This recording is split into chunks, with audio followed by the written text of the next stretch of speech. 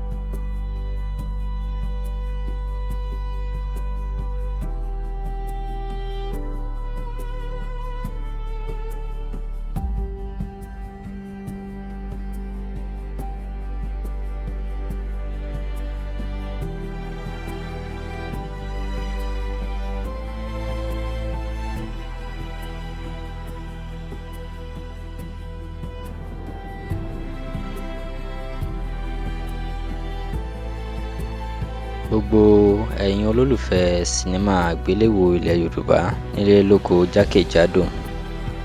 Sinimá ńlá kan ni mo tún mú wá fún yín lénìí. Sinimá yìí ni a mọ̀ sí Kọ́lé Oṣó. Kọ́lé Oṣó, mo pé èèyàn ẹ ti wo Kọ́lé Oṣó dáadáa. Ẹ ti wo láti ibi tó ti bẹ̀rẹ̀ títí débi tó dé.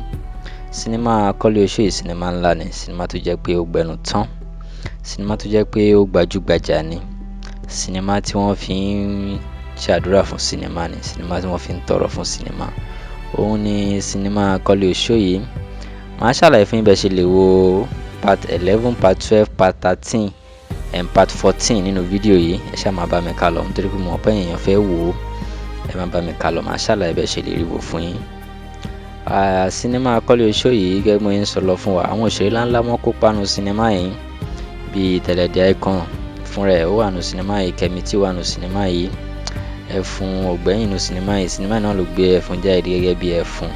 Sinimá yìí ni. Àwọn òṣèré ńláńlá bíi Sọ́líù Ògbólúkẹ́ wọ́n wà nínú sinimá yìí. Yínká Quadri wà nínú sinimá yìí. Àwọn èèyàn ńláńlá bíi Kevin Keduba wọ́n ti ṣiṣẹ́ nínú sinimá yìí. Àwọn èèyàn ti ṣiṣẹ́ nínú sinimá yìí pọ̀ bíi Lálùdé, Àbẹ̀ní Agbọ́n, Alápinni Òòṣà. Àwọn èèyàn tí Kevin Keduba ti ṣiṣẹ́ nínú sinimá yìí. Àwọn èèyàn ńláńlá ti ṣiṣẹ́ nínú sinimá yìí. Tẹ́ bá dé nínú sinimá yìí kàn ṣe sinimá tẹ́ pé máa wò tẹ́ máa wá wò pé irú sinimá wo leléyìí. Ẹ mọ̀ pé mo ti ṣèlérí fún yín pé àwọn iṣẹ́ tó bá débẹ̀ òun ni màá máa mú wá fún yín. Ìyẹn àwọn sinimá tó bá débẹ̀ ni màá máa polówó fún yín ní TV tẹ́ wà yìí, ní channel yìí. Bẹ́ẹ̀ ni eléyìí tí mò ń polówó fún yín sinimá tó jẹ́ pé number 1 ni. Sinimá tó jẹ́ pé ẹ ò lè wò kẹ́ regret ni. So ṣe pàtàkì kẹ́ wò. Tẹ́ bá fẹ́ wo sinimá Kọ́lé Oṣó yìí bóyá ẹ fẹ́ wo part 11 ni àbí ẹ fẹ́ wo part 12 àbí ẹ fẹ́ wo part 13, nǹkan tẹ́ máa ṣe òpọ̀. Ẹ like fídíò tẹ́ ń wò yìí. Ẹ ṣe pàtàkì kẹ́ like fídíò yìí. Ẹ subscribe channel tẹ́ wà yìí kẹ́dẹ̀ notification bell yín. Ẹ bọ́ sínú description box fídíò yìí gangan. Ẹ máa rí àwọn link yẹn bẹ́ẹ̀. Ó máa indicate Kọ́lé Oṣó 11, Kọ́lé Oṣó 12, Kọ́lé Oṣó 13. Èyí tẹ́ bá fẹ́ ń bẹ̀ lẹ́ máa click ẹ̀ o. Tẹ́ bá ti wá tẹ̀ tẹ́ bá fẹ́ ẹ tẹ̀ ẹ̀yin ṣáà ti tẹ̀ link tẹ́ bá fẹ́. Tẹ́ bá ti tẹ̀ ẹ máa wò lójú screen ní lẹ́sẹ̀kẹsẹ̀. Yẹn movie yẹn gangan official movie láti ọ̀dọ̀ Tẹ̀lẹ̀dí Icon Studio. Bẹ́ẹ̀ ni Tẹ̀lẹ̀dí Icon Studio òun ló ṣe iṣẹ́ yẹn jáde. Ìbẹ̀rẹ̀ ni wọ́n ti ń show ẹ̀. Tẹ́ bá ti tẹ̀ link yẹn ẹ máa wò lójú screen yín. Tẹ́ bá fẹ́ wo part 14 nǹkan tẹ́ máa ṣe náà pọ̀. Ẹ like fídíò tẹ́ ń wò gangan. Ẹ subscribe channel yìí kẹ́ dẹ̀ turn notification bell yín. Ẹ wá rí dájú pé ẹ turn notification bell yín, ẹ subscribe channel yìí tẹ́ bá fẹ́ wo part 14 yẹn. Kẹ́ wá bọ́ sínú comment section. Kẹ́ wá comment síbẹ̀ pé Kọ́lé Oṣó part 14. Kọ́lé Oṣó part 14. Ẹ comment síbẹ̀ pé kí wọ́n bá yín release sinimá yìí. Ẹ ní fíìmù yẹn kí wọ́n bá yín release ẹ̀ pẹ́ tí tẹ́ fẹ́ wò. Tẹ́ bá ti demand fún sinimá yẹn dáadáa torí pé sinimá Kọ́lé Oṣó part 14 yẹn wọ́n ti edit ẹ̀.